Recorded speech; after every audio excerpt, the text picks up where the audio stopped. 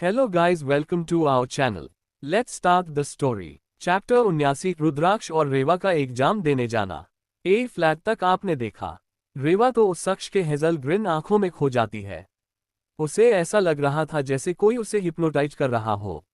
पर कुछ ही सेकंड में वह खुद को होश में लाते हुए उससे शख्स को बस सॉरी कहकर वहां से आगे बढ़ जाती है। वही वो शख्स रेवा को बस जाता हुआ देख रहा था। जब तक रहेगा उसकी आंखों से ओझल नहीं हो गई। फिर कुछ देर बाद वह भी पार्टी से चला गया और धीरे धीरे बाकी के बचे हुए गेट पर पार्टी से चले जाते हैं और पार्टी पूरी हो जाती है। अब आगे। अगले दिन सुबह आज रुद्राक्ष और रेवा अपने समय पर कॉलेज जाने के लिए रेडी होकर नीचे आते हैं। तो वहां ब्रेकफास्ट टेबल पर सारा परिवार बैठा होता है। रुद्राक्ष और रेवा जाकर अपनी अपनी सीट पर बैठ जाते हैं। सब लोगों ने अब तक अपना ब्रेकफास्ट करना स्टार्ट कर दिया था। हर कोई बिना कुछ बोले चुपचाप ब्रेकफास्ट कर रहे थे। तभी रुद्राक्ष और रीवा के वहां आते ही रुक्मणी जी का मुंह बन जाता है और वह उन्हें गुस्से से देखने लगती है। रुक्मणी जी रुद्राक्ष और रेवा को बहुत कुछ कहना चाहती थी, लेकिन राजेंद्र जी की कल रात की धमकी की वजह से वह चुप ही रहती है। वैसा ही हाल वैशाली जी, रूपाली, आकाश और महेंद्र जी का भी हो रहा था, लेकिन राजेंद्र जी के डर से कोई कुछ नहीं बोल रहा था। वही कुसुम जी ने रुद्राक्ष रेवा को भी उनका ब्रेकफास्ट सर्व किया। फिर हर कोई चुपचाप ब्रेकफास्ट करने लगे। ब्रेकफास्ट करने के बाद प्रताप जी और महिंद्रा की ऑफिस के लिए निकल जाते हैं। वही रूपाली और आकाश अपने रूम में अपना बैग लेने के लिए चले जाते हैं।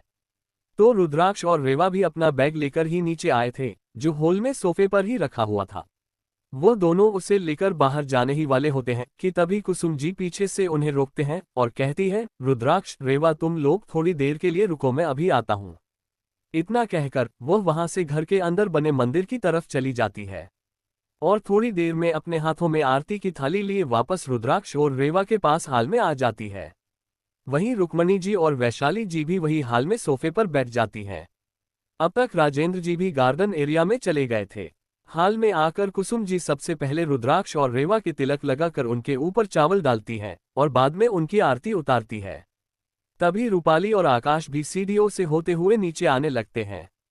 आकाश को कल की वजह से पहले से ही रुद्राक्ष से गुस्सा था, क्योंकि कल वह रुद्राक्ष को ड्रिंक में ड्रग्स मिलाकर देना चाहता था, लेकिन रुद्राक्ष ने वह ड्रिंक पिया ही नहीं था और आकाश थोड़ा सा ही ड्रग लाया था, क्योंकि वह ड्रग्स को अपने पास रखने का कोई रिस्क नहीं लेना चाहता था। उसने सारा ड्रग्स वह पहले वाली ड्रिंक में मिला दिया था, लेकिन रुद्राक्ष ने वह ड्रिंक पिया ही नहीं और उसे ही वापस थमा दिया था। इस वजह से अपनी खुन्नस निकलने के लिए वह आते हुए कहता है, कुसुम आंटी, आप चाहे उनकी कितनी भी आरती उतार लो, रहेंगे तो वह गवार ही।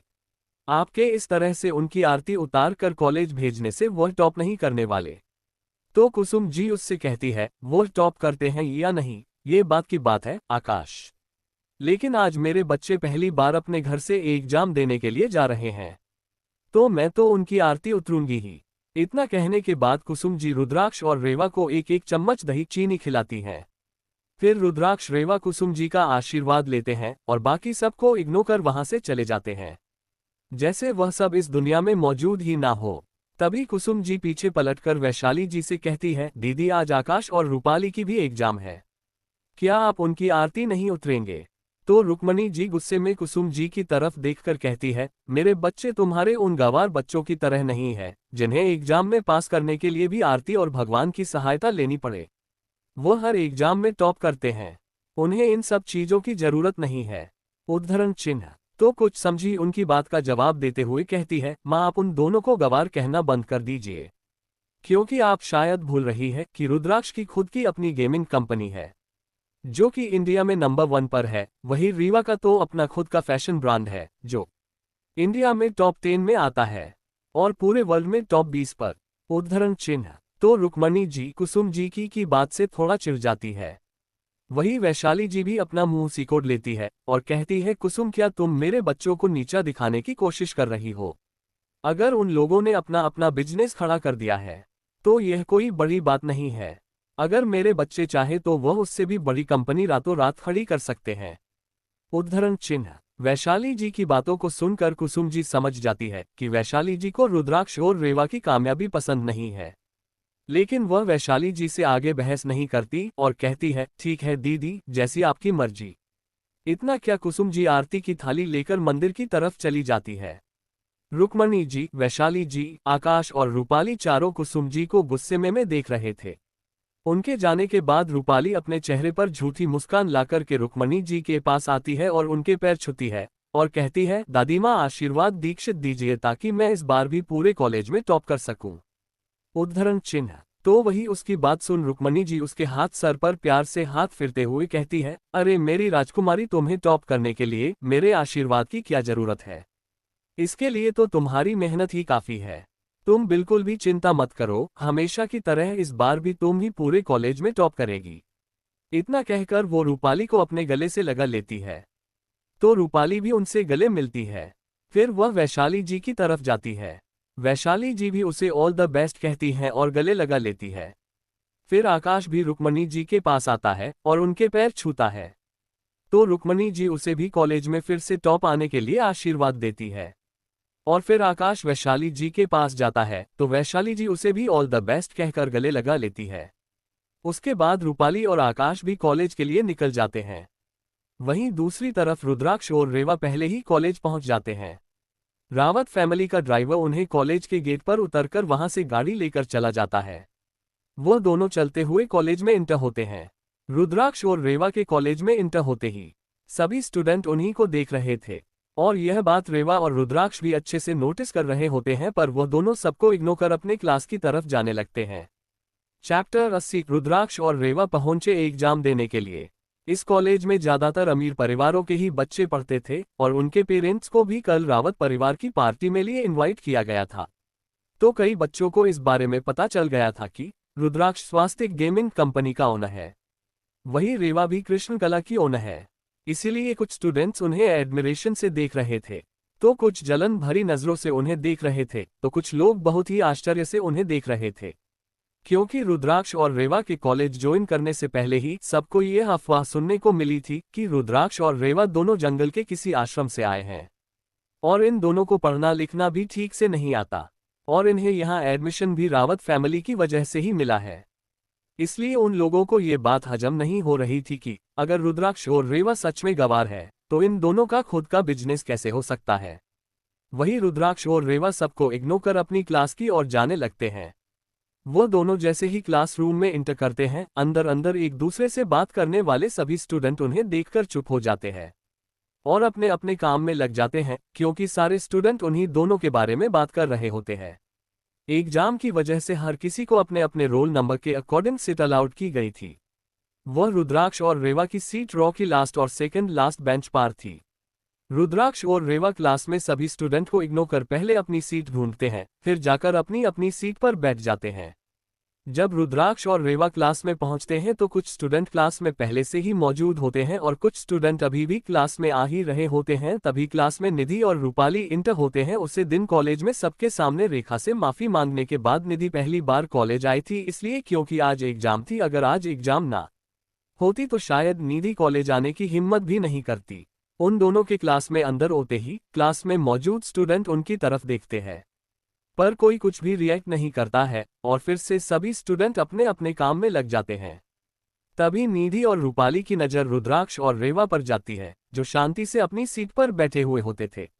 रुद्राक्ष लास्ट बेंच पर बैठा था, वही रेवा ठीक उसके आगे वाली बेंच पर बैठी थी। उन दोनों को इतनी शांति से बैठा दे निधि और रूपाली को बहुत गुस्सा आ रहा होता है। रूपाली तो तुरंत अपने एक्सप्रेशन को संभाल लेती है, लेकिन निधि तो उन्हें का जाने वाली नस करते हैं देखने लगती है। फिर वह दोनों क्लास में अपनी सीट ढूंढती है। निधि और रूपाली की सीट सबसे आगे वाली बेंच पर थी, इसलिए वह दोनों भी जाकर अपनी सीट पर बैठ जाते हैं। रूपाली अपनी सीट पर बैठती है, फिर कुछ सोचने के बाद वहां से खड़ी होकर रुद्राक्ष और रेवा के पास जाने लगती है। रूपाली रुद्राक्ष और रेवा के पास आकर खड़ी हो जाती है, फिर अपने चेहरे पर झूठी मुस्कान लाकर उनसे कहती है, रुद्राक्ष रेवा, एग्जाम के लिए तुम दोनों को ऑल द बेस्ट।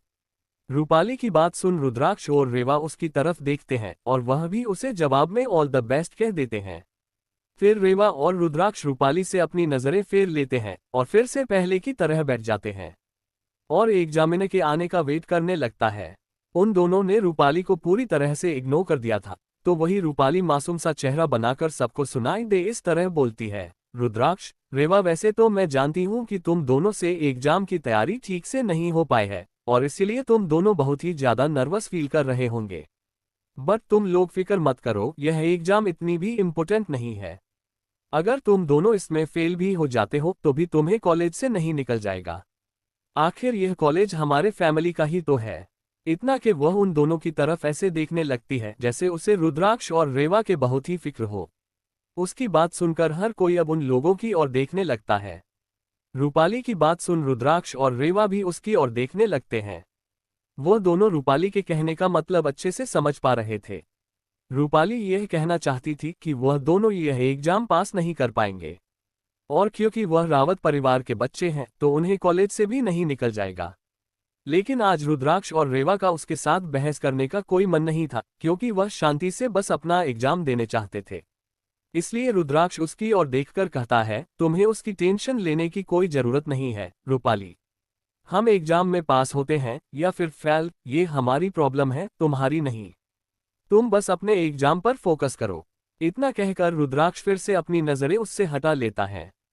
तो वही रुद्राक्ष की बात सुन रूपाली को बहुत गुस्सा आ रहा होता है, लेकिन वह अपने गुस्से को दबा लेती है और अपनी आंखों में झूठे आंसू लाकर सुबकने लगती है। उसे देखकर ऐसा लग रहा था जैसे अभी अभी किसी ने उसे बहुत बुरी तरीके से पीटा हो। वह रुद्राक्ष और रेवा से रोते हुए कहती है, रुद्राक्ष, रेवा, तुम दोनों मेरे साथ इस तरह से बिहेव क्यों कर रहे हो? मैंने जो भी कहा है वह सब सिर्फ तुम दोनों की भलाई के लिए ही तो कहा है। उद्धरण चिन्ह। उसकी बात सुन रेवा इरिटेट होकर कहती है, रूपाली, तुम हमारी कितनी भलाई चाहती हो ये हर कोई देख सकता है। और वैसे भी हमने तुम्हारे साथ कब बुरा बिहेव किया है? भाई ने तो बस इतना ही कहा है कि तुम इस वक्त बस अपनी एग्जाम फोकस करो। हम अपने एग्जाम का खुद देख लेंगे। इसमें भाई ने क्या ही गलत कहा है? उद्धरण चिन्ह। रेवा की बात सुन पूरा क्लास रूपाली को अजीब नजरों से देखने लगता है। वैसे भी जब से निधि वाला हादसा हुआ था तब से कुछ स्टूडेंट को इस बात का डाउट होने लगा था कि रूपाली सच में रुद्राक्ष और रेवा को पसंद नहीं करती। वह बस सबके सामने अच्छा दिखने की कोशिश करती है। और जब कॉलेज में सबको रुद्राक्ष और रेवा के बिजनेस के और उनकी कंपनी के बारे में पता चला तब से उनका शक यकीन में बदलने लगा, क्योंकि वह रूपाली ही थी जिसने सबको ये बताया था कि रुद्राक्ष और रेवा जंगल के किसी आश्रम से आए हैं और उन्हें ठीक से पढ़ना लिखना भी नहीं आता। और जब कॉलेज के बाकी स्टूडेंट को रुद्राक्ष और रेवा के टैलेंट के बारे में पता चला गया है तो ये हो ही नहीं सकता कि रूपाली उनकी बहन होते हुए भी उसे ना पता चला हो, या शायद उसे पता होने के बावजूद भी वह ऐसा बिहेव कर रही है जिससे सबको ऐसा लगे कि यह खबर झूठी है। रेवा की बात सुनकर भी रूपाली वहां से नहीं जाती है, बल्कि वह रेवा से कहती है, रेवा, मैंने तो ये सब सिर्फ इसलिए कहा क्योंकि तुम दोनों ने पिछले हफ्ते से ठीक से पढ़ाई नहीं की है और ना ही एग्जाम की कोई प्रिपरेशन की है, तो हो सकता है कि तुम लोग इस एग्जाम में पास ना हो सको। मैं जानती हूं कि तुम लोग ठीक से पढ़ना लिखना नहीं जानते हो, इसीलिए मैं ये सब बोल रही थी ताकि तुम दोनों एग्जाम का क्वेश्चन पेपर देखकर डर ना जाओ और तुम लोग इस एग्जाम में पास होने के लिए कोई गलत कदम ना उठा लो। उद्धरण चिन्ह। रूपाली की बात सुनकर रुद्राक्ष अपनी बेंच पर पीछे की ओर टेक लगाकर आराम से बैठ जाता है और अपनी एक आईब्रो ऊपर की तरफ उठाते हुए रूपाली से कहता है, रूपाली, तुम्हें किसने कहा कि हम दोनों ठीक से पढ़ना लिखना भी नहीं जानते और एग्जाम में पास होने के लिए किस तरह का गलत कदम उठाया जाता है? क्या तुम हमें इस बारे में बता सकती हो?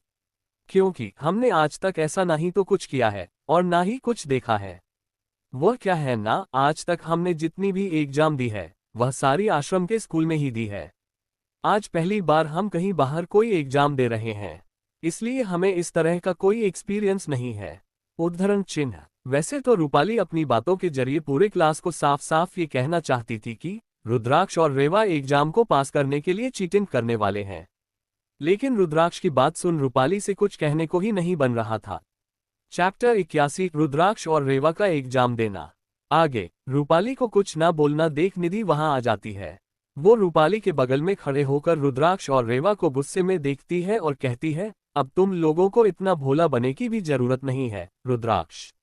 यहाँ सबको ये बात पता है कि तुम दोनों जंगल के एक आश्रम से आए हो और तुम दोनों को ठीक से पढ़ना लिखना भी नहीं आता, तो जाहिर सी बात है कि तुम दोनों को इस एग्जाम को पास करने के लिए चीटिंग ही करनी पड़ेगी। उसके बिना तो तुम दोनों इस एग्जाम को पास कर ही नहीं सकते। उद्धरण चिन्ह। निधि की बात सुनकर रूपाली अच्छे होने का नाटक करते हुए कहती है, रुद्राक्ष, रेवा, मेरे कहने का यह मतलब नहीं था। देखो, एक बार के लिए अगर तुम लोग फेल भी हो जाते हो भी तो तुम दोनों को कॉलेज से नहीं निकल जाएगा और तुम लोग आगे पढ़ाई कंटिन्यू कर सकते हो। लेकिन अगर तुम दोनों चैटिंग करते हुए पकड़े जाते हो तो तुम दोनों को कॉलेज से भी निकाला जा सकता है। इससे तुम दोनों का फ्यूचर खतरे में आ सकता है। साथ ही हमारी फैमिली की भी बदनामी हो सकती है। इसीलिए मैं बस इतना कह रही थी कि तुम दोनों प्लीज चीटिंग करने के बारे में मत सोचना। मैं जानती हूँ कि तुम दोनों यह एग्जाम पास नहीं कर सकते, लेकिन फिर भी मैं यह उम्मीद तो कर सकती हूँ कि तुम दोनों इस एग्जाम को ईमानदारी से दोगे। उद्धरण चिन्ह। रूपाली की बात सुन रेवा तंज भरी मुस्कान के साथ कहती है, आर यू सीरियस रूपाली? मुझे तो यकीन नहीं हो रहा तुम्हें तुम्हारे दिमाग में ये सारी बातें आती कहाँ से है। और तुमने ये सोच भी कैसे लिया कि हमें एग्जाम को पास करने के लिए चीटिंग करने की जरूरत है। उद्धरण चिन्ह। सेवा की एक बात सुनकर रूपाली कहती है, नहीं ऐसी बात नहीं है रीवा। इससे पहले कि रूपाली अपनी बात कंप्लीट कर पाती, रुद्राक्ष उससे कहता है, रूपाली अगर ऐसी बात नहीं है तो तुमने इतने कॉन्फिडेंस से पूरी क्लास के सामने ऐसा क्यों कहा कि हम दोनों एग्जाम में पास होने के लिए चीटिंग करने वाले हैं। उद्धरण चिन्ह। रेवा और रुद्राक्ष की बातें सुन रूपाली को अपना प्लान कैंसिल होते हुए नजर आ रहा था, क्योंकि उसे लगा था कि क्लास में हर कोई यह समझेगा कि रुद्राक्ष और रेवा एग्जाम को पास करने के लिए चीटिंग करने वाले हैं। लेकिन सब कुछ उसकी सोच से बिल्कुल ही उल्ट हुआ। सबको ये लगने लगा कि रुद्राक्ष और रेवा कभी भी चीटिंग नहीं कर सकते और उन्हें चीटिंग करने का मतलब भी ठीक से नहीं पता। वही अंदर अंदर सब बात करने लगते हैं।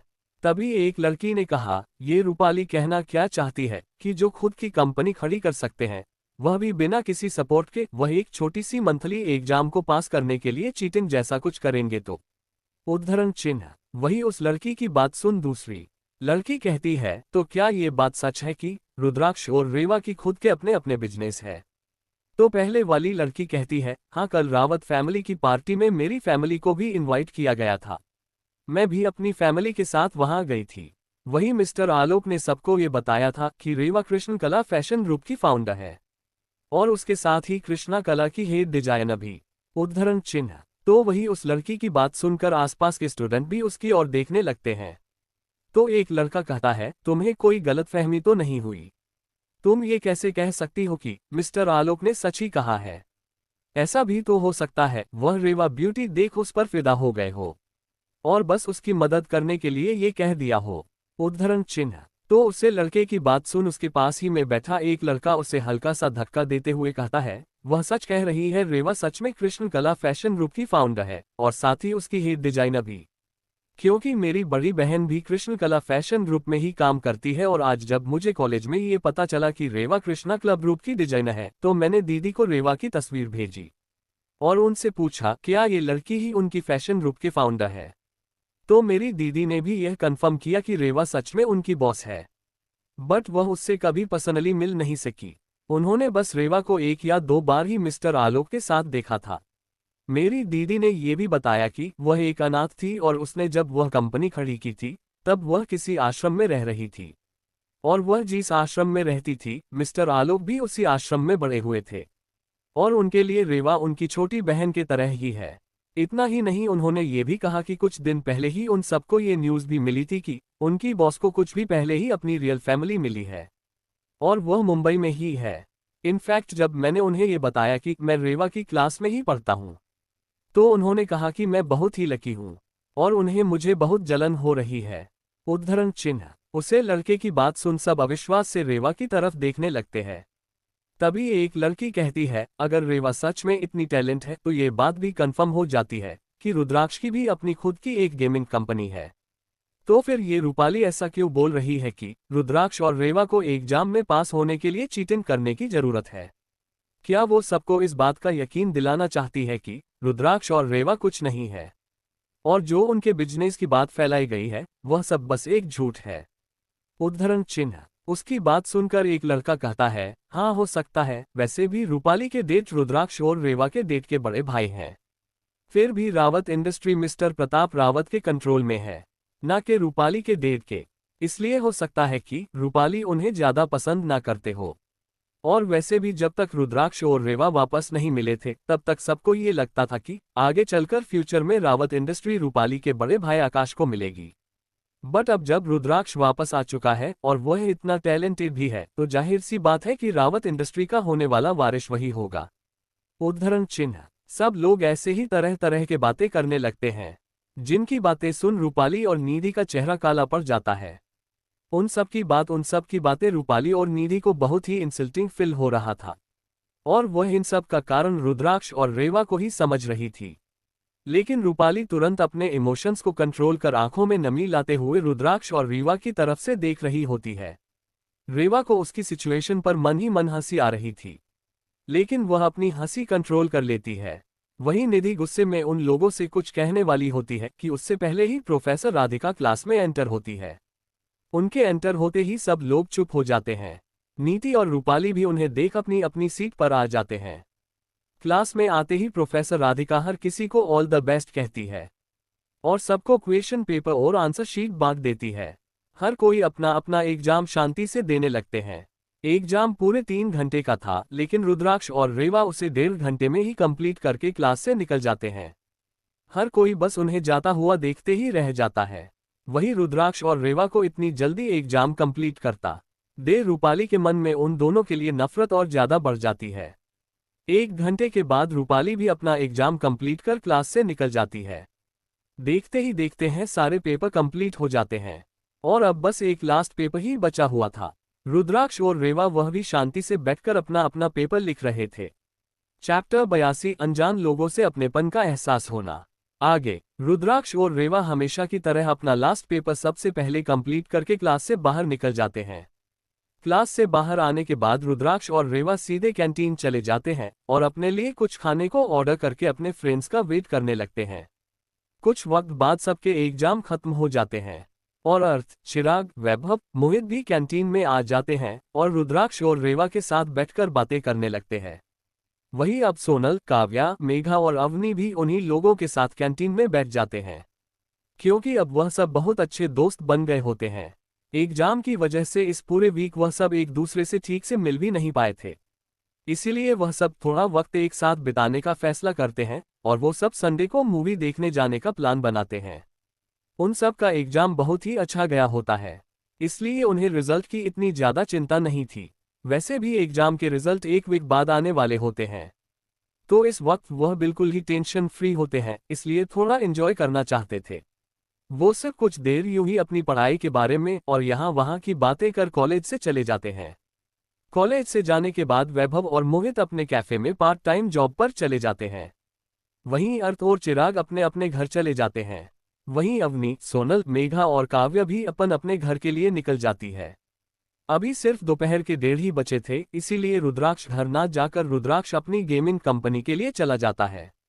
तो वही रेवा भी अपने डिजाइनिंग स्टूडियो पर चली जाती है, क्योंकि उन दोनों ने काफी वक्त से अपनी कंपनी में हो रहे कामों को पर ध्यान नहीं दिया था।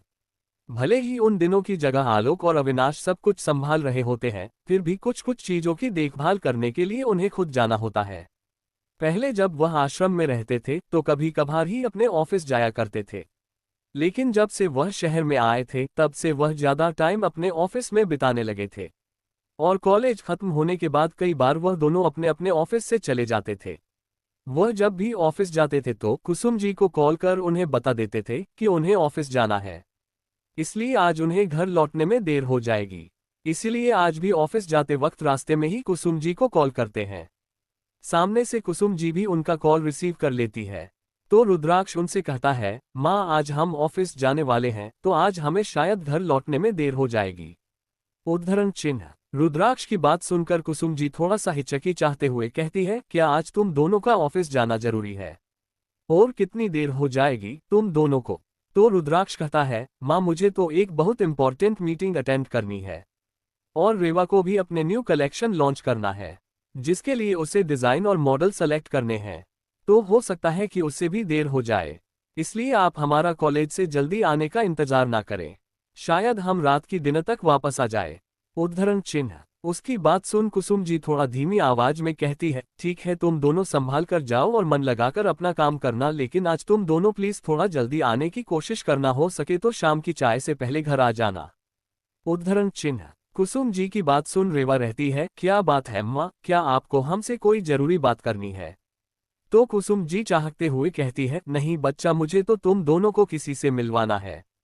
और किस से मिलवाना है ये तुम दोनों के लिए सरप्राइज है।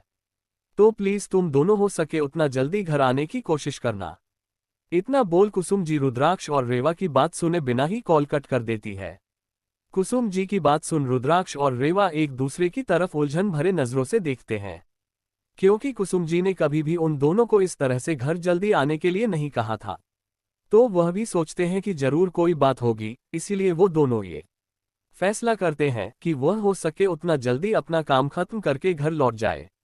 रावत मैंशन में शाम के 5:30 के करीब रुद्राक्ष रेवा एक साथ रावत मैंशन लौट आते हैं।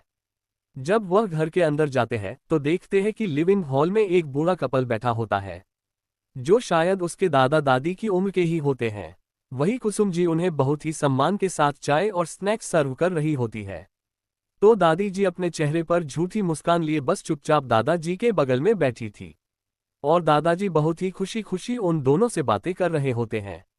वही कुसुम जी भी बीच बीच में उन लोगों से बातें कर रही होती है और उन्हें तरह तरह की स्नैक्स खाने पर जोर दे रही होती है। प्रताप जी भी शायद आज ऑफिस से जल्दी आ गए होते हैं, वह भी उन्हीं के पास एक सोफे पर बैठे होते हैं। वही वैशाली जी और रूपाली भी अपने चेहरे पर झूठी मुस्कान लिए वहीं पर बैठे होती है। रुद्राक्ष और रेवा के अंदर आते ही उसके कदमों की आवाज से हर कोई उसकी तरह देखने लगता है। वही उन्हें देखकर कुसुम जी के चेहरे पर बड़ी सी स्माइल आ जाती है। तो वही वह कपल जो वहां बैठा था, वह रुद्राक्ष और रेवा को आंसू भरी आंखों देखने लगते हैं। उन दोनों को देख रुद्राक्ष और रेवा को बहुत ही अपनापन फील होता है, पर वह उन्हें पहचान नहीं पाए, क्योंकि उन्होंने नहीं तो उन्हें अपनी इस लाइफ में कभी देखा था और ना ही पिछले जिंदगी में।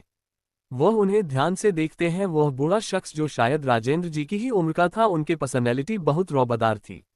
वही वह बूढ़ी औरत जो शायद उनकी दादी की उम्र की थी, वह बहुत ही नर्म मिजाज के लग रहे थी। रुद्राक्ष और रेवा उन्हें कंफ्यूजन से देख रहे होते हैं। तभी उनकी आंखों में कंफ्यूजन देख कुसुम जी, राजेंद्र जी और प्रताप जी समझ जाते हैं कि वह दोनों क्या सोच रहे हैं। तो प्रताप जी आगे आते हुए उन्हें पास आने का इशारा करते हैं। रुद्राक्ष और रेवा भी उनका इशारा समझ उनके पास आ जाते हैं। चैप्टर 83 अपने नाना जी और नानी माँ से मिलना। आगे रुद्राक्ष रेखा के पास आते ही वह दोनों मेहमान रुद्राक्ष और रेवा को एक तक देखने लगते हैं। वही रेवा और रुद्राक्ष प्रताप जी के कहने पर उन दोनों के सामने जाकर खड़े हो जाते हैं। रेवा के वहां आते ही वह बूढ़ी औरत 2 कदम आगे जाकर रेवा के चेहरे को अपने दोनों हाथों में भर लेती है और बस एक तक रेवा को ही देख रही होती है। उसके आंखों से आंसू झरने की तरह बह रहे होते हैं। उन्हें यूं रोता हुआ देख रेवा और रुद्राक्ष को बिल्कुल भी अच्छा नहीं लगता। पता नहीं क्यों, लेकिन उन दोनों को उनसे ही अपनेपन का एहसास हो रहा होता है। अनायास ही रेवा के हाथ उठाते हैं और उसे औरत के झुर्रियों वाले गालों से उनके आंसू पूछते हैं। उन्हें इस तरह देख रेवा उनसे कहती है, प्लीज आप इस तरह से रो मत, आप रोते हुए बिल्कुल भी अच्छी नहीं लग रही। उद्धरण चिन्ह। रेवा की बात सुनकर उस बूढ़ी औरत के चेहरे पर हल्की सी मुस्कान आ जाती है और वो बूढ़ी औरत अपने आंसू पोंछकर रेवा से कहती है, हम रो थोड़ी रहे थे मेरी बच्ची, वो तो हमारी आंखों में कचरा चला गया था, इसलिए उसने पानी आ गया। उसकी बात सुनकर रुद्राक्ष कहता है, झूठ बोलना अच्छी बात नहीं होती है। उद्धरण चिन्ह। रुद्राक्ष की बात सुन पीछे खड़ा बूढ़ा आदमी कहता है, अरे बच्चों ये तो ऐसी ही है, ये कभी भी अपनी गलती नहीं मानेगी। उद्धरण चिन्ह। उनकी आवाज से सबका ध्यान उनकी तरफ जाता है। रुद्राक्ष और रेवा अभी भी उन दोनों को कंफ्यूजन से देख रहे होते हैं। तभी राजेंद्र जी रुद्राक्ष और रेवा को उससे बूढ़े आदमी और औरत की तरफ इशारा करके कहते हैं, रुद्राक्ष, रेवा मिस्टर यशराज श्रीवास्तव है और वह मिसेज सरोज श्रीवास्तव है। ये दोनों आपकी माँ महिमा के माता पिता है और आपके नाना जी और नानी माँ है। राजेंद्र जी की बात सुनकर रुद्राक्ष और रेवा अपने नाना और नानी की तरफ देखकर एक साथ उनके मुंह से निकलता है, नाना जी और नानी माँ। रुद्राक्ष और रेवा को याद आता है कि पिछले जन्म में भी उनके नाना जी और नानी माँ उनसे मिलने आए थे, लेकिन रूपाली और वैशाली जी की बातों में आकर उन्होंने अपने नाना जी और नानी माँ से मिलने से ही इनकार कर दिया था और यह कहा था कि वो दोनों उनसे बिल्कुल भी मिलना नहीं चाहते, क्योंकि रूपाली ने उन्हें ये कहा था कि वह कुसुम जी के पेरेंट्स है। रुद्राक्ष और रेवा पिछले जन्म में यह बात नहीं पता चली थी कि कुसुम जी अनाथ है, क्योंकि उन्हें ये बात किसी ने बताई ही नहीं थी। उन्हें इस बार पर यह सब इसलिए पता चला क्योंकि उन्होंने रुक्मणी जी को और वैशाली जी को कुसुम जी को अनाथ होने का ताना मारते हुए सुन लिया था। वरना शायद इस बार भी उन्हें पता नहीं चलता। अपने नाना जी नानी माँ को देखकर रुद्राक्ष और रेवा दोनों के चेहरे पर प्यारी सी स्माइल आ जाती है, जो देखकर हर किसी का दिल खुशी से भर जाता है। तभी रुद्राक्ष और रेवा नीचे झुककर सरोज जी और यशराज जी के पैर छूते होते हैं, तो वह दोनों रेवा और रुद्राक्ष को आशीर्वाद देकर उन्हें गले से लगा लेते हैं।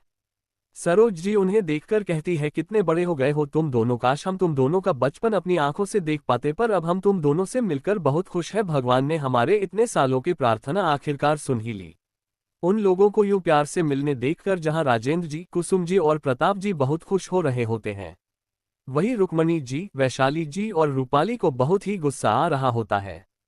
तभी रुक्मणी जी सबका ध्यान अपनी तरफ खींचते हुए अपने चेहरे पर नकली मुस्कान लाकर कहती है, अरे यशराज भाई साहब, सरोज बहन जी, अब क्या आप लोग अपने नती और नातिन से खड़े खड़े ही सारी बातें कर लेंगे या बैठेंगे भी? उद्धरण चिन्ह। तो उनकी बात सुन हर किसी का ध्यान टूट जाता है और वह लोग वहीं सोफे पर बैठ जाते हैं। इस वक्त रेवा और रुद्राक्ष सरोज जी और यशराज जी के बीच में बैठते हैं। सरोज जी ने रेवा का हाथ अपने हाथों में पकड़ा हुआ था और वह प्यार से उसे और रुद्राक्ष को देख रही थी। तभी उनकी बात सुनकर रेवा और रुद्राक्ष कुछ कहते उससे पहले ही रूपाली अपने चेहरे पर चापलूसी भरी मुस्कान लाकर रुद्राक्ष और रेवा से कहती है, रुद्राक्ष, रेवा, एग्जाम तो दोपहर को ही खत्म हो गई थी, तो तुम दोनों इतनी देर तक कहाँ थे? क्या कुसुम आंटी ने तुम्हें फोन करके यह नहीं बताया कि आज तुम्हारे नाना जी और नानी माँ तुम दोनों से मिलने के लिए आने वाले हैं? उद्धरण चिन्ह। रूपाली की बात सुन हर कोई उसकी तरफ देखने लगता है। वही रुद्राक्ष और रेवा रूपाली की बात अच्छी तरह से समझ गए थे। वह ये कहना चाहती थी कि कुसुम जी ने रुद्राक्ष और रेवा को यशराज की और सरोज जी के आने की बात नहीं बताई और ना ही उन्हें घर जल्दी आने के लिए कहा। उद्धरण चिन्ह। तो वही रूपाली के बात पूरी होने के बाद ही वैशाली जी कहती है, अरे चुप करो रूपाली, तुम ये क्या कह रही हो? भला कुसुम ऐसा क्यों करेगी? वह तो सरोज आंटी और यशराज अंकल की कितनी इज्जत करती है। हाँ, भले ही वह रुद्राक्ष और रेवा की सौतेली माँ है, लेकिन वह उन्हें उनके नाना जी और नानी माँ से मिलने के लिए भला क्यों ही रोकेगी? वैशाली जी साफ साफ शब्दों में ये कहना चाह रही थी कि कुसुम जी नहीं चाहते कि रुद्राक्ष और रेवा अपने नाना जी और नानी माँ से मिले, और वैशाली जी की यह बात वहां बैठा हर कोई समझ भी रहा था। तभी रुक्मणी जी कुसुम जी की तरफ देखकर कहती है, कुसुम, यशराज भाई साहब और सरोज जी के आने के बारे में पता चलने के बाद इन्होंने, राजेंद्र जी, तुम्हें कहा था ना कि रुद्राक्ष और रेवा को उसके नाना जी और नानी माँ के घर आने की खबर कर दे। क्या तुमने रुद्राक्ष और रेवा को कॉल करके यह नहीं बताया कि आज उनके नाना जी और नानी माँ उनसे मिलने के लिए आने वाले हैं, तो वह जल्दी घर आ जाए और आज यहाँ वहाँ घूमने के लिए ना चले जाए? फिर वह अपने चेहरे पर थोड़ी सी निराशा लाकर कहती है, खैर तुमसे उम्मीद भी क्या की जा सकती है। उद्धरण चिन्ह। वही रुक्मणी जी को यूं कुसुम जी पर इल्जाम लगाता हुआ देख रुद्राक्ष और रेवा को बहुत गुस्सा आता है। तभी कुसुम जी कहती है, माँ जी, रुद्राक्ष और रेवा ने एग्जाम खत्म होने के बाद मुझे कॉल किया था और तब मैंने उन्हें ये भी कहा था कि आज वह थोड़ा जल्दी घर आ जाए। वह दरअसल, कुसुम जी अपनी बात पूरी कर पाती उससे पहले ही वैशाली जी बीच में कहती है, अगर तुमने उन दोनों को घर जल्दी आने के लिए कहा था तो वह दोनों इतना देर से क्यों आए? क्या तुमने उन्हें नहीं बताया था कि आज उनके नाना जी और नानी माँ उनसे मिलने आने वाले हैं?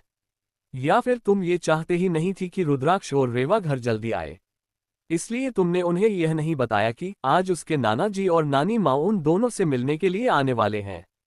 उद्धरण चिन्ह। वैशाली जी की बादशाह कुसुम जी को बहुत ही बुरा फील होता है, वही रुद्राक्ष और रेवा को बहुत गुस्सा आने लगता है। वही वैशाली जी और रुक्मणी जी की बातें जसराज जी और सरोज जी को भी अच्छी नहीं लगती। चैप्टर 84, कुसुम जी और प्रताप जी की शादी।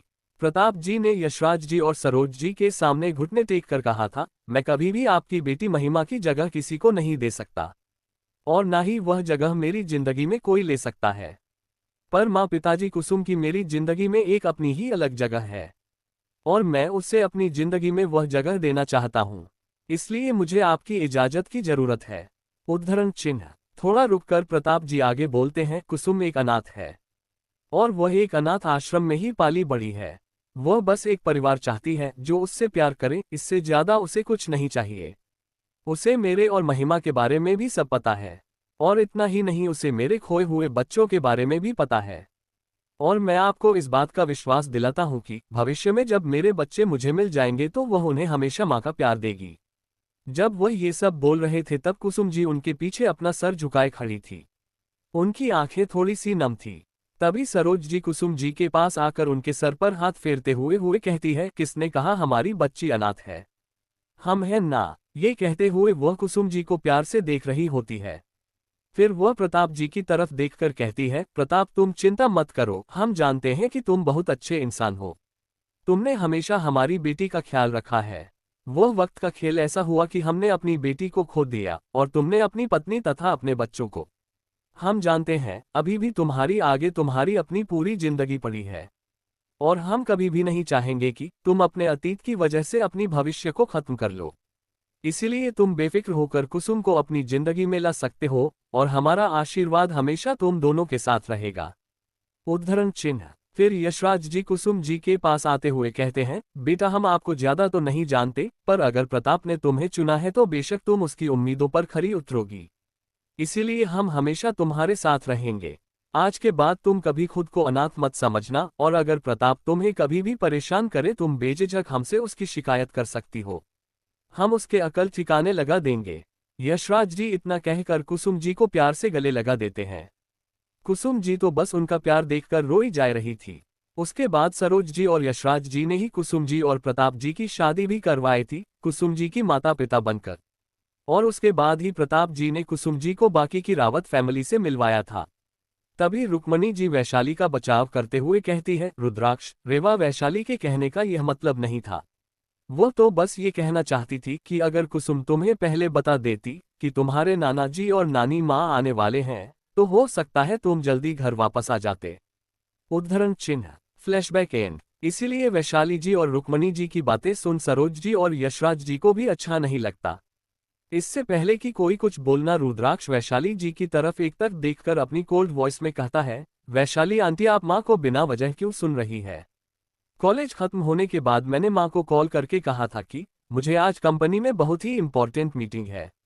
उद्धरण चिन्ह। रेवा उसकी बात को कंप्लीट करते हुए कहते हैं, और कृष्ण कला डिजाइनिंग ग्रुप कुछ दिनों में न्यू कलेक्शन लॉन्च करने वाला है, जिसके लिए मुझे मॉडल और वेन्यू का सिलेक्शन करना था।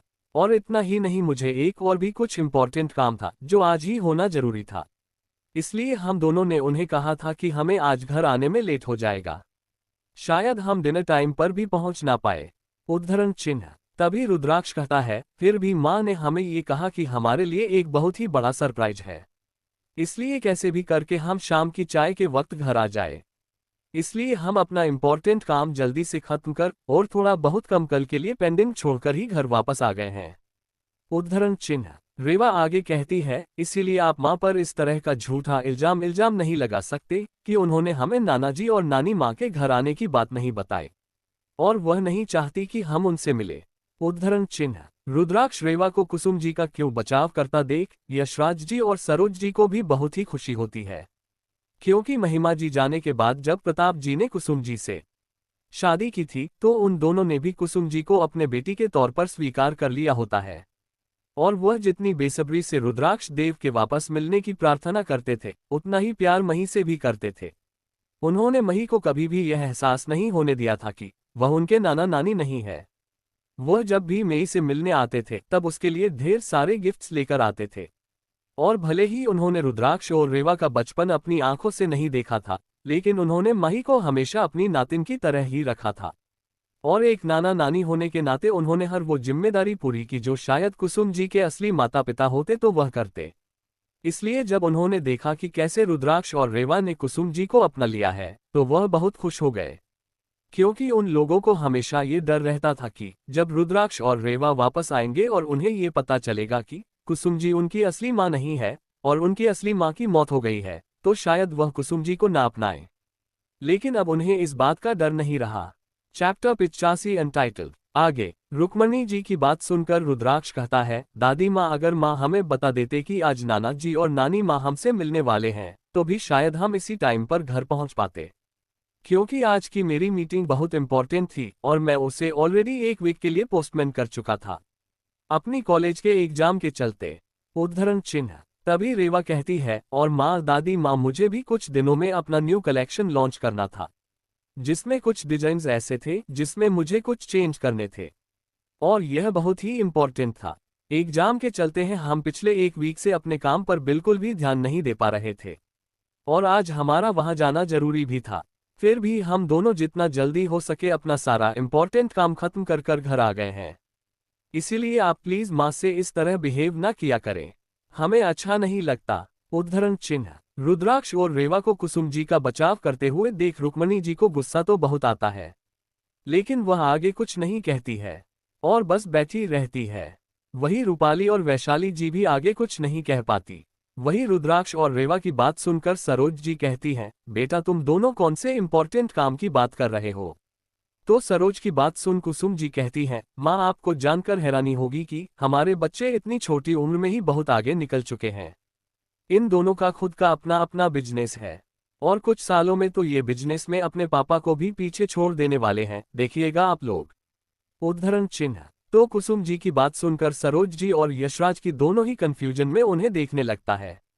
उनके कंफ्यूजन को देख प्रताप जी कहते हैं, माँ पिताजी, रुद्राक्ष की अपनी गेमिंग कंपनी है, आपने शायद उसका नाम सुना भी होगा, स्वास्तिक, जो इंडिया में नंबर 1 गेमिंग कंपनी है। वही रेवा कृष्ण कला फैशन ग्रुप की प्रेसिडेंट है, साथ ही उसकी बेस्ट डिजाइनर भी। कृष्ण कला फैशन ग्रुप पूरे इंडिया में टॉप 10 फैशन डिजाइनिंग कंपनी में से एक है। उद्धरण चिन्ह। प्रताप जी की बात सुन यशराज जी और सरोज जी की आंखों में रुद्राक्ष और रेवा के लिए गर्व दिखाई देने लगता है। सरोज जी इन दोनों की तरफ देखकर कहती है, हमने तो सोचा भी नहीं था कि ये दोनों इतने काबिल होंगे। हमें तुम पर बहुत नाज है। रुद्राक्ष और रेवा भी उनकी बात सुन मुस्कुरा देते हैं। वही रुद्राक्ष और रेवा की तारीफ सुनकर रूपाली और वैशाली जी को बहुत गुस्सा आ रहा होता है। रूपाली अपने चेहरे पर और ज्यादा देर तक नकली हंसी नहीं रख पा रही थी, तो वहां से उठकर अपने कमरे में चली जाती है। वहीं कुछ देर तक बात करने के बाद कुसुम जी कहती है, रुद्राक्ष रेवा तुम दोनों अपने कमरे में जाकर आराम कर लो।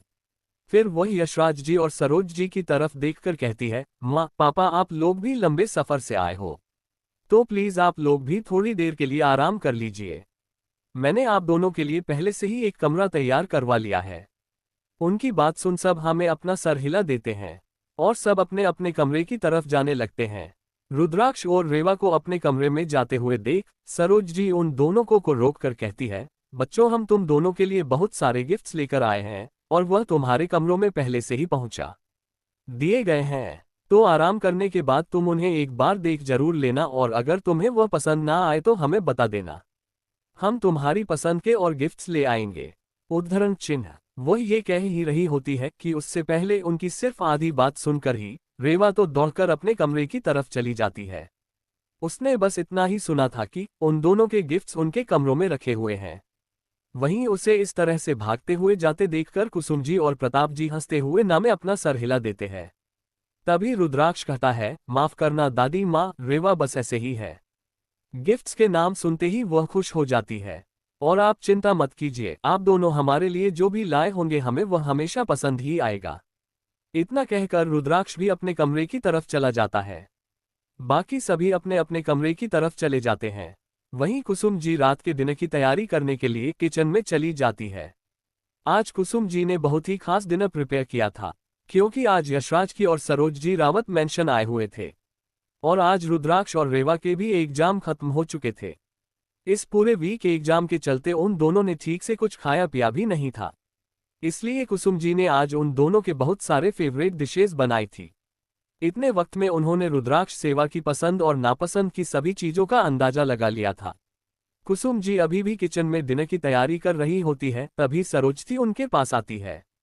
सरोज जी को वहां आया हुआ देख कुसुम जी कहती है, अरे माँ आप यहाँ क्या कर रही है? आप इतने लंबे सफर से आए हैं, आप थक गई होंगी, आप थोड़ी देर के लिए आराम क्यों नहीं करते? मैं ये सब कुछ संभाल लूंगी।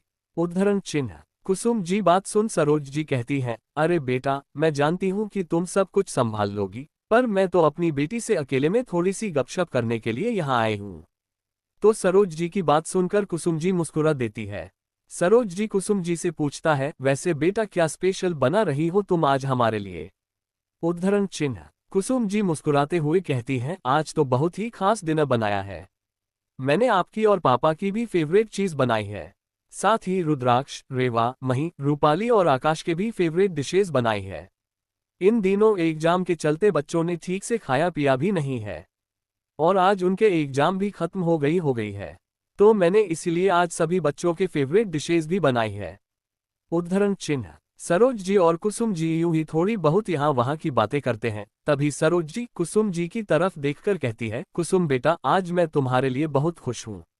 हम हमेशा हमारी महिमा के खोए हुए बच्चों के वापस मिल जाने के लिए भगवान से दुआ मांगा करते थे, पर उसके साथ ही हमें कहीं ना कहीं एक अनकहा डर भी सताता रहता था। उद्धरण चिन्ह। सरोज जी की बात सुन कुसुम जी उन्हें कंफ्यूजन में देखकर कहती है, माँ, आप किस डर की बात कर रही है? आखिर बात क्या है? उद्धरण चिन्ह। चैप्टर 86 सरोज जी का डर। आगे तो सरोज जी कुसुम जी के माथे पर हाथ फेरते हुए कहती है, हमें हमेशा इस बात की फिक्र होती थी कि जब महिमा के खोए हुए बच्चे मिल जाएंगे और उन्हें पता चलेगा कि उनकी असली माँ मर चुकी है और तुम उसकी असली माँ नहीं हो, तो हो सकता है कि वह तुम्हें अपनाने से मना कर दे। लेकिन आज जब रुक्मणी जी और वैशाली के सामने रुद्राक्ष और रेवा ने तुम्हारा पक्ष लिया, तो मेरे मन से वह डर भी हमेशा के लिए चला गया। उद्धरण चिन्ह। सरोज की बात सुनकर कुसुम जी की आंखों में भी आंसू आ जाते हैं। वह सरोज जी को गले लगा लेती है और कहती है, माँ, सच कहूं तो कहीं ना कहीं ये डर मेरे मन में भी था, बस मैं उसे कभी जाहिर नहीं करती थी। क्या होगा जब महिमा दीदी के बच्चे मुझे अपने से मना कर देंगे, तो मैं कैसे उनका सामना करूंगी? लेकिन आपको पता है माँ, जब रुद्राक्ष और रेवा ने पहली बार घर में कदम रखा था, तो उन्होंने सबसे पहले मेरे पैर छूकर मेरा आशीर्वाद लेकर मुझे माँ कहकर पुकारा था। उसी वक्त से मेरे मन से ये डर निकाल गया कि रुद्राक्ष और रेवा मुझे नहीं अपनाएंगे।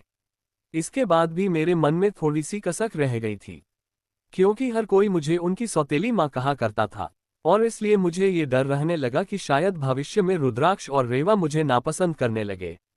मगर मेरे मन का थोड़ा सा वह डर भी उन दोनों की वेलकम पार्टी के दिन मेरे मन से निकल गया।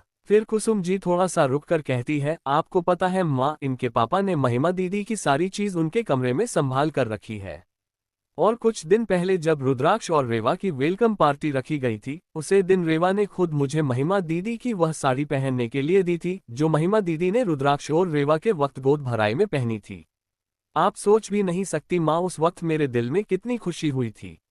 मुझे ऐसा लगा जैसे तब रुद्राक्ष और रेवा ने हमें पूरी तरह से अपना लिया है, और अब मुझे मेरे मन में किसी भी बात का डर नहीं है। चाहे पूरी दुनिया कितना ही कहते हैं कि मैं रुद्राक्ष और रेवा की सगी माँ नहीं हूँ और मैंने उन्हें जन्म नहीं दिया, लेकिन मेरे लिए और रुद्राक्ष रेवा के लिए मैं ही उनकी सगी माँ हूँ और महिमा दीदी उनकी परी माँ है। उद्धरण चिन्ह। ये कहते हुए कुसुम जी रोए जा रही थी, तो सरोज जी उसके आंसू पोंछते हुए कहती है, अरे बेटा, ये तो खुशी की बात है, इसमें रोने की क्या जरूरत है? चलो अब जल्दी से मुस्कुरा दो। तो सरोज जी की बात सुन कुसुम जी भी मुस्कुरा देती है। कुछ देर में ही किचन का सारा काम खत्म कर कुसुम जी घर के हेड सर्वेंट मीना को बुलाती है और कहती है, मीना, जाओ घर के सभी मेंबर्स को डिनर के लिए बुला कर ले आओ। मीना भी उन्हें जी मैडम का कर वहां से सबको बुलाने के लिए चली जाती है। कुसुम जी बाकी के कुछ सर्वेंट और सरोज जी के साथ डाइनिंग टेबल सजने लगती है। थोड़ी ही देर में घर के सारे मेंबर्स डाइनिंग टेबल पर आकर बैठ जाते हैं। सिर्फ रुद्राक्ष, रेवा और मही ही अब तक नहीं आए थे। सब लोग अपनी अपनी जगह पर बैठ जाते हैं। कुसुम जी सबको खाना सर्व करने लगती है। यशराज जी सबकी तरफ देखकर कहते हैं, रुद्राक्ष, रेवा और मही नहीं आए अब तक। तो रूपाली उनका जवाब देते हुए कहती है, नाना जी, वह तीनों तो हमेशा देर से ही डिनर करने के लिए आते हैं। उद्धरण चिन्ह। रूपाली आगे कुछ कहती उससे पहले ही उन्हें मही की आवाज सुनाई देती है। मही, नानू, ये कहते हुए सीधा यशराज जी के पैरों से लिपट जाती है। मही को देख यशराज जी के चेहरे पर भी मुस्कान आ जाती है और वह उसे अपनी गोद में बिठा लेते हैं। रुद्राक्ष, रेवा भी उसके पीछे पीछे ही आ रहे होते हैं। वह भी आकर अपनी जगह पर बैठ जाते हैं। तभी मही कहती है, नानू नानी, थैंक यू मेरे लिए इतनी सारे गिफ्ट लाने के लिए, और मुझे आपका गिफ्ट बहुत पसंद आया, खासकर वह सारी चॉकलेट्स। उद्धरण चिन्ह। उसकी बात सुन हर कोई हंसने लगता है। यशराज जी उसके गालों पर एक प्यारी सी किस कर लेते हैं और कहते हैं, हमें पता था हमारी बच्ची को चॉकलेट बहुत पसंद है, और कोई है जो उसे चॉकलेट्स बिल्कुल भी खाने नहीं देता, इसीलिए हम तुम्हारे लिए ढेर सारी चॉकलेट लेकर आए हैं। इतना कहकर वह अपनी तिरछी नजरों से प्रताप जी की ओर देखने लगते हैं। प्रताप जी उनसे कहते हैं, पापा, मही अभी बच्ची है, उसे इतनी सारी चॉकलेट्स नहीं खानी चाहिए, यह उसकी हेल्थ के लिए अच्छा नहीं है। इसीलिए मैं उसे चॉकलेट नहीं खाने देता। और आपको भी उसके लिए बहुत ज्यादा चॉकलेट नहीं लाना चाहिए, ऐसे तो आप उसे बिगाड़ देंगे। उद्धरण चिन्ह। तभी यशराज की गुस्सा दिखाते हुए कहते हैं, तुम्हारे कहने का मतलब क्या है? क्या अब मुझे अपने नाती और नातिन के लिए तो फिर भी तुमसे पूछ कर लाने होंगे? तभी सरोज जी कहती है, प्रताप बेटा, थोड़ी बहुत चॉकलेट तो चलती है, और वैसे भी नाना नानी का हक होता है कि वह अपने बेटी के बच्चों को बिगड़ने का। तुम हमें इससे रोक नहीं सकते। उद्धरण चिन्ह। सरोज जी की बात सुन प्रताप जी ना में अपना सर हिला देते हैं और मुस्कुराने लगते हैं। तभी रुद्राक्ष कहता है, नानी माँ, नाना जी, मुझे भी आपके गिफ्ट्स बहुत अच्छे लगे। थैंक यू हमारे लिए इतनी गिफ्ट्स लाने के लिए। रेवा भी उनकी बात में हमें भरते हुए कहती है, खाना नहीं माँ, और आप जो मेरे लिए ड्रेस लाए हैं ना, उसका कलर बहुत ही सुंदर है और उसकी डिजाइन्स भी बहुत ही सुंदर है। उद्धरण चिन्ह। यशराज जी कहते हैं, रुद्राक्ष बेटा, तुम्हें हमें थैंक यू कहने की जरूरत नहीं है। ये सब तो हमारा फर्ज था। हमने आज तक तुम दोनों को कभी कोई गिफ्ट नहीं दिया। ये तुम दोनों के लिए हमारा पहला गिफ्ट था, इसलिए हमसे जो भी बन पड़ा हमने किया। तो सरोज जी कहती है, हाँ बेटा, तुम्हारे नाना जी सही कह रहे हैं। उद्धरण चिन्ह। सब लोग ऐसे ही यहाँ वहाँ की बातें करते हुए डिनर कर रहे होते हैं। तभी रुद्राक्ष के फोन में किसी का मैसेज आता है। रुद्राक्ष जब स्क्रीन पर देखता है तो उसे पर अर्थ का नाम शो होता है। रुद्राक्ष फोन ऑन करके मैसेज देखता है तो उसमें अर्थ ने मूवी के टिकट की फोटो भेजी थी और साथ ही उसका टाइम और एड्रेस भी मेंशन किया गया था। रुद्राक्ष ये देख रहा होता है कि तभी अर्थ उसे कॉल करता है। रुद्राक्ष भी उसका कॉल रिसीव कर लेता है। सामने से अर्थ कहता है, रुद्राक्ष, मेरा मैसेज पढ़ा ना तुमने? तो रुद्राक्ष कहता है, हाँ मैंने पढ़ा आपका मैसेज। तो अर्थ कहता है तो तुम और रेवा कल टाइम से मूवी थिएटर पर पहुंच जाना, हम लोग भी वहां पहुंच जाएंगे। अर्थ की बात सुनकर रुद्राक्ष कहता है, ओके भाई, हम दोनों टाइम से आ जाएंगे। इतना कहकर रुद्राक्ष कॉल कट कर देता है। तभी राजेंद्र जी रुद्राक्ष की तरह सवालिया नजरों से देखकर कहते हैं, रुद्राक्ष, तुम किसी से बात कर रहे थे और तुम दोनों कल कहाँ जाने की बात कर रहे हो? उद्धरण चिन्ह। इससे पहले कि रुद्राक्ष की कुछ कह पाता, रुक्मणी जी कहती है, होगा उसके किसी आवारा दोस्त का फोन जो कल उसे घूमने के लिए बुला रहे होंगे। इनका काम ही क्या है, जब से आए हैं घर में तो इन दोनों के पर टिकते ही नहीं, बस बाहर ही घूमते रहते हैं। उद्धरण चिन्ह। चैप्टर 87, रुद्राक्ष और रेवा का मूवी देखने जाने के लिए रुक्मणी जी से परमिशन लेना। आगे। रुक्मणी जी की बात सुनकर किसी को भी अच्छा नहीं लगता, लेकिन कोई भी उनसे बहस करके अपना मूड खराब नहीं करना चाहता था। इसलिए रुद्राक्ष कहता है, दादाजी, मुझे अर्थ भाई का कॉल आया था। वह आज हमारे एग्जाम कंप्लीट हुई है ना, तो इस खुशी में हम सब कॉलेज के फ्रेंड्स मूवी देखने का प्लान बनाया था। तो अर्थ भाई ने बस उसी की टिकट और एड्रेस के बारे में मैसेज किया था और कॉल कर यह कहा है कि हम दोनों टाइम से वहां पहुंच जाए, वह लोग भी वहां आ जाएंगे। उद्धरण चिन्ह। तो कुसुम जी खुश होते हुए रुद्राक्ष से कहती हैं, ये तो बहुत अच्छी बात है रुद्राक्ष, आखिर पूरे एक वीक से तुम लोग सिर्फ पढ़ाई ही कर रहे हो और यहाँ आने के बाद भी तुम लोगों ने बिल्कुल भी एंजॉय नहीं किया, तो इस बहाने तुम थोड़ा एंजॉय भी कर लोगे। उद्धरण चिन्ह। कुसुम जी की बात सुनकर रुद्राक्ष और रेवा बस मुस्कुरा देते हैं, लेकिन कुछ लोगों को यह अच्छा नहीं लगता। तभी महेंद्र जी कहते हैं, रुद्राक्ष, तुमने अर्थ को हाँ कहने से पहले एक बार घर के बड़ों से पूछना जरूरी नहीं समझा कि तुम दोनों कल मूवी के लिए जा सकते हो या नहीं? उद्धरण चिन्ह। तभी वैशाली जी कहते हैं, अरे महेंद्र जी, आप क्यों इस बारे में बात कर रहे हैं? जब उनके माता पिता को कोई दिक्कत नहीं है कि उनके बच्चे उन्हें बिना बताए कहीं भी जाए, तो हम क्यों बीच में बोले? उद्धरण चिन्ह। वैशाली जी की बात सुनकर रुक्मणी जी कहती है, क्यों वह बीच में नहीं बोल सकता है? आखिर वह रुद्राक्ष और रेवा के बड़े पापा है, उसे पूरा हक है बीच में बोलने का। वैसे भी वह सही तो कह रहा है। रुद्राक्ष ने बस अर्थ को हाँ कह दी कि वह और रेवा कल मूवी के लिए टाइम पर पहुंच जाएंगे, लेकिन यहाँ इतने सारे बड़े बैठे हैं, लेकिन किसी से भी उसने यह नहीं पूछा कि वह कल मूवी देखने जा सकता है या नहीं। और इन्होंने हमें यह भी नहीं बताया कि वह कितने बजे मूवी देखने जा रहे हैं या फिर कहाँ मूवी देखने के लिए जा रहे हैं। बस मुंह उठाकर अपने दोस्तों को हाँ कह दिया कि वह समय पर पहुंच जाएंगे। बड़ों से पूछने या उनकी आज्ञा लेने में तो जैसे उनकी इज्जत घट जाती है। उद्धरण चिन्ह। रुक्मणी जी की बात सुन सरोज जी कहती है, रुक्मणी जी, आप इस तरह से क्यों बोल रही है? एग्जाम खत्म होने के बाद बच्चे सिर्फ मूवी देखने के लिए ही तो जा रहे हैं, उसमें आखिर किस तरह की इजाजत लेना? आप इतनी छोटी बात के लिए उन्हें क्यों इतना सुन रही है? उद्धरण चिन्ह। रुक्मणी जी उनसे से कहती है, सरोज जी यह हमारे परिवार का मामला है, तो आप इसे दूर ही रहे, क्योंकि हम अपने बच्चों को बिना बताए कहीं भी जाने की इजाजत नहीं देते। रुक्मणी जी की बात किसी को अच्छे तो नहीं लगती, लेकिन उन्होंने सच ही कहा था। सरोज जी इस मामले में नहीं बोल सकती थी, क्योंकि यह रावत परिवार का मामला था। तभी रेवा कहती है, आप लोग इतनी छोटी बात के लिए क्यों परेशान हो रहे हैं। फिर वह रुक्मणी जी की तरफ देखकर उनसे कहती है, चलिए दादी माँ, हमने पहले आपको नहीं पूछा तो अब पूछ लेते हैं। दादी माँ, क्या हम कल दोपहर 12 बजे रावत फैमिली के मॉल में जो थिएटर है वहां मूवी देखने के लिए जा सकते हैं या नहीं। उद्धरण चिन्ह। ये पूछकर रेवा उन्हें देखने लगती है, तो रुक्मणी जी उसके इस तरह के सवाल से शॉक्ड हो जाती है, क्योंकि उन्हें लगा था कि रुद्राक्ष और रेवा उनसे बहस करेंगे, लेकिन उन्होंने ऐसा कुछ भी नहीं किया। रुक्मणी जी को कोई भी जवाब देता हुआ ना देख रेवा फिर से कहती है, अरे दादी माँ, आपने कहा कि हमने आपसे पूछा नहीं। अब जब हमने आपसे पूछ रहे हैं कि क्या हम मूवी देखने जा सकते हैं या नहीं, तो आप उसका कोई जवाब क्यों नहीं दे रही। उद्धरण चिन्ह। वही रुक्मणी जी से तो अब कुछ और कहने को नहीं बन रहा था। तभी राजेंद्र जी कहते हैं, बेशक बच्चों, तुम दोनों मूवी देखने जा सकते हो, और अगली बार भी तुम्हें अपने फ्रेंड्स के साथ कहीं जाना हो तो तुम्हें इन सब के लिए इजाजत लेने की कोई जरूरत नहीं है। हम लोगों की तरफ से तुम दोनों को पूरी छूट है, क्योंकि रूपाली और आकाश भी अपने दोस्तों के साथ कहीं घूमने जाने के लिए कभी भी हमसे इजाजत नहीं लेते, और ना ही कभी यह बात कर जाते हैं कि वह दोनों कहाँ जा रहे हैं। इसलिए तुम दोनों भी अपने दोस्तों के साथ बिना पूछे या बताए जा सकते हो।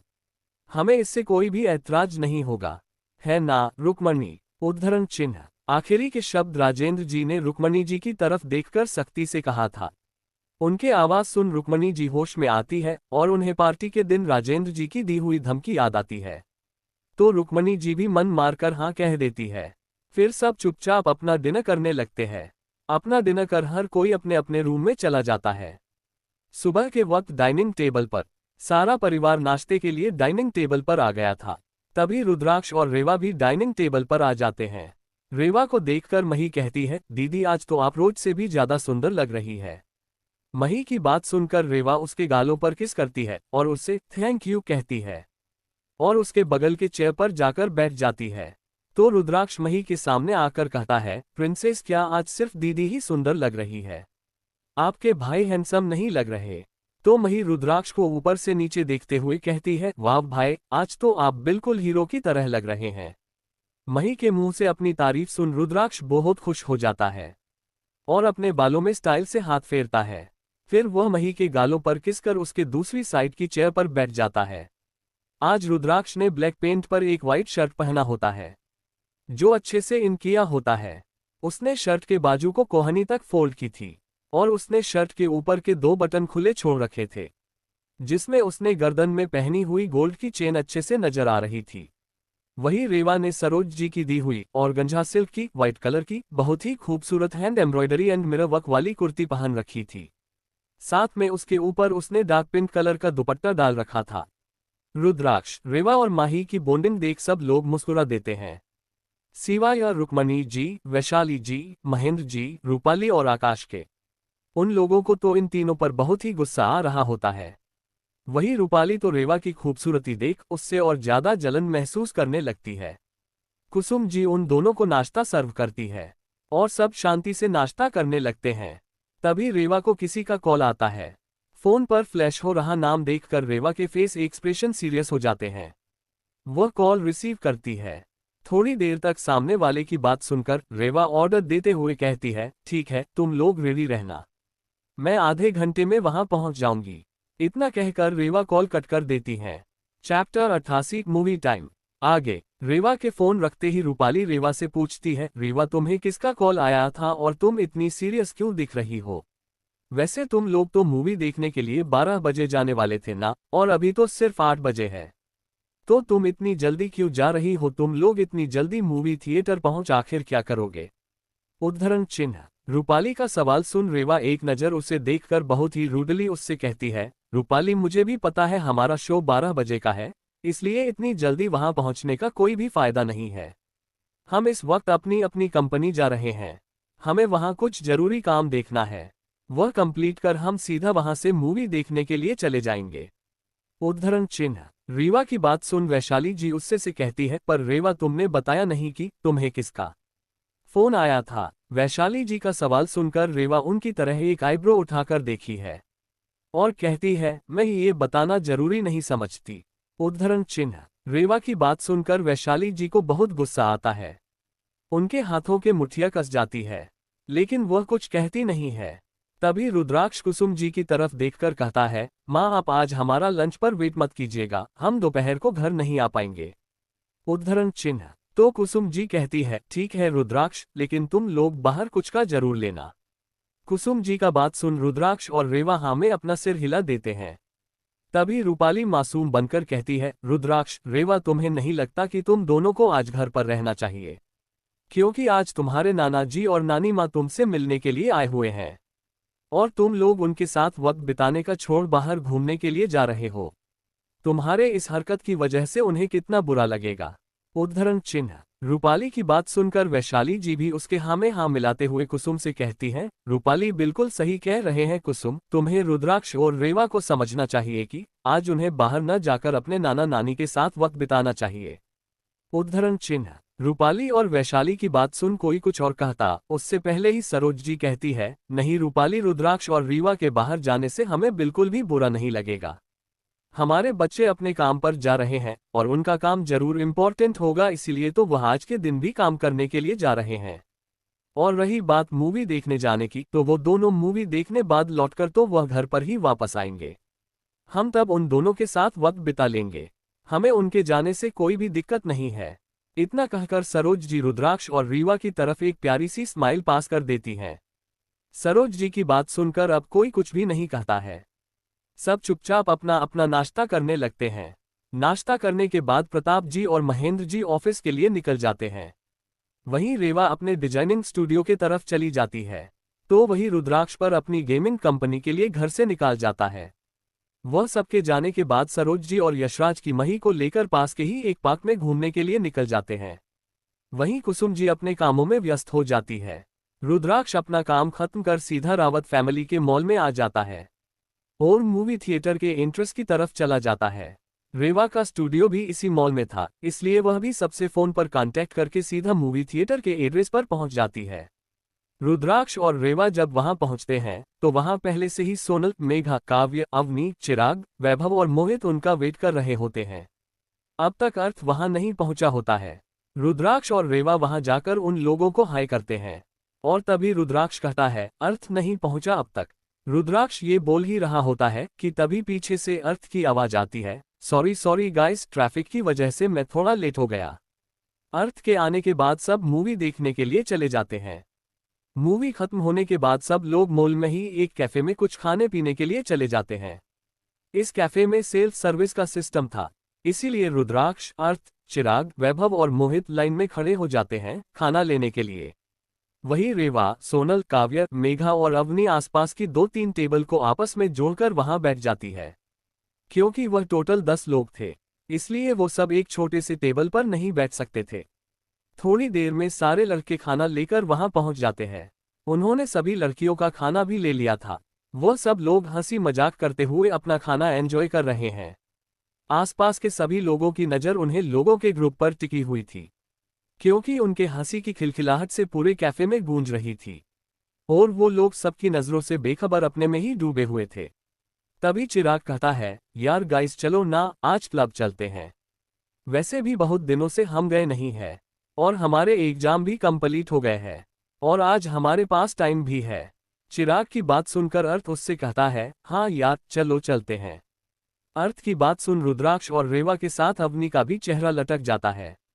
तभी रुद्राक्ष कहता है, भाई मैं और रेवा क्लब नहीं जा सकते क्योंकि हमें तो Vaham entry hi Nahim Milaji, Rudraksa ki bata suna artha kahata hi, case entry Nahim Milaji Rudraksa, to Reva Rahati hi, by Appa Sayada Bula Rehi ho, Hamara 18 Salahon Mem Abi B2 Mahin Baki hi, Tabi Avani Bi Kahati hi, Frensa Maim Bi Abataka 18 ki Nahim Way hum, Isali Maim Bi Appa Saba ke Satha Klaba Nahim Apani. Quote, Aj ke liye eatna hi dosto milt hi next chapter mai. Thanks for watching guys, next episode come soon.